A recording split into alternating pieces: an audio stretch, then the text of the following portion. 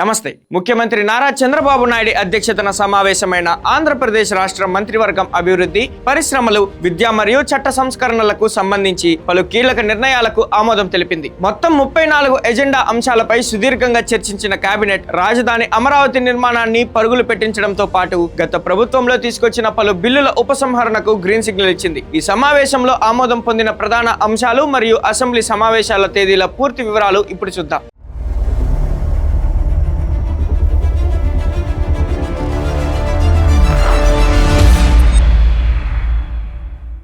నేను Prem, welcome to Khyati connects. రాజధాని అమరావతి అభివృద్ధికి ఏపీ ప్రభుత్వం మరో కీలక ముందడుగు వేసింది. అమరావతిలో క్వాంటమ్ వ్యాలీ ట్విన్ టవర్స్ నిర్మాణానికి 1,002.49 కోట్ల వ్యయానికి మంత్రివర్గం ఆమోదం తెలిపింది. ఈ ప్రతిష్టాత్మక ప్రాజెక్టు నిర్మాణ బాధ్యతలను ప్రముఖ నిర్మాణ సంస్థ L&Tకి అప్పగించేందుకు అనుమతి ఇచ్చింది. దీంతో పాటు అసెంబ్లీ, హైకోర్టు, ఐకానిక్ భవనాల డిజైన్ల పూర్తికి, అదనపు నిధుల కేటాయింపునకు మరియు అమరావతి ఐ ప్రాజెక్టుకు రీటెండర్లు నిర్వహించేందుకు కేబినెట్ అంగీకరించింది. చట్ట సంస్కరణల పరంగా కేబినెట్ ఒక సంచలన నిర్ణయం తీసుకుంది. గత ప్రభుత్వం తీసుకొచ్చిన దిశ బిల్లు 2019 మరియు ల్యాండ్ గ్రాబింగ్ బిల్లు 2024లను ఉపసంహరించుకోవాలని నిర్ణయించింది. వీటి స్థానంలో మహిళలు, ప్రజల భద్రతతో పాటు భూముల రక్షణకు మరింత సమర్థవంతమైన సరికొత్త చట్టాలను రూపొందించనున్నట్లు వెల్లడించింది. అలాగే is of doing business act 2026 ముసాయిదాతో పాటు ఏపీ PPP పాలసీ 2026 కు కూడా ఆమోదం లభించింది. రాష్ట్రంలో ఉన్న విద్యను విస్తరించే లక్ష్యంతో 2 కొత్త ప్రైవేట్ యూనివర్సిటీల ఏర్పాటుకు ప్రభుత్వం గ్రీన్ సిగ్నల్ ఇచ్చింది. కొత్త జిల్లాల్లో విద్యా పరిపాలనను మరింత బలోపేతం చేసేందుకు గాను